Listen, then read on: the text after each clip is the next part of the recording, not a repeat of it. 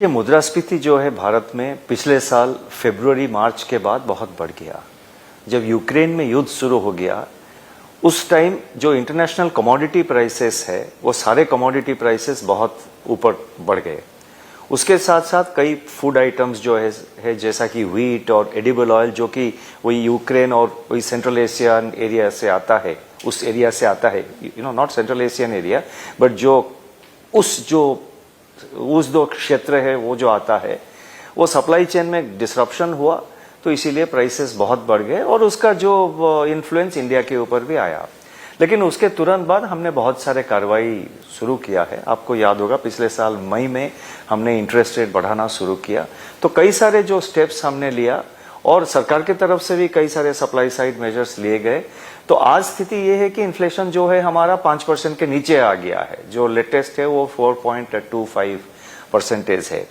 तो मतलब मैं समराइज करने जाऊं तो प्राइसेस बढ़ गए थे इंटरनेशनल कमोडिटी प्राइस के लिए और लोकली भी कुछ सारे मतलब मान लीजिए कभी वो अनटाइमली अनसीजनल बारिश हो जाता है, उसके कारण भी कभी कभी कुछ वेजिटेबल प्राइसेस बढ़ जाते हैं।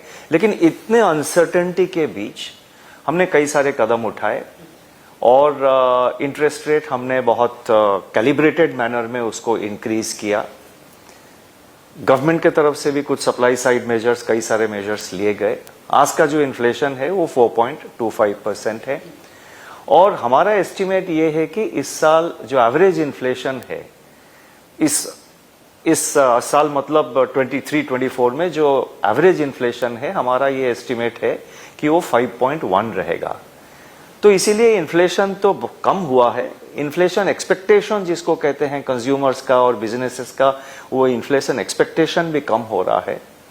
दूसरा सवाल आपने ये पूछा कि कब तक कम हो जाएगा, उसका आंसर मैं ये दूंगा कि इन्फ्लेशन तो कम हो गए, क्योंकि पिछले साल हमारा जो हाईएस्ट रेट था अप्रैल में पिछले साल 7.8% था। अभी इस साल का जो लेटेस्ट इन्फ्लेशन है वो 4.25 आया है और एवरेज जो है इस साल का एवरेज वो 5.1 रहेगा। तो इन्फ्लेशन तक कम हो गया है और हम उसके ऊपर बहुत क्लोजली उसको वॉच कर रहे हैं। जो जो कदम जरूरत होगा वो सब स्टेप्स हम लेते रहेंगे। ये मैंने मॉनेटरी पॉलिसी स्टेटमेंट में भी मैंने एक्सप्लेन किया था।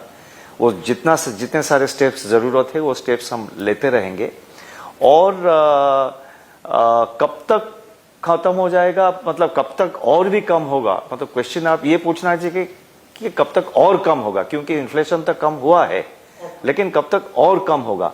इस साल का एवरेज 5.1, आगे जाके वो 5.1 को 4% तक लाने के लिए हम कोशिश करते रहे। If you like the video, do like, comment, share and subscribe.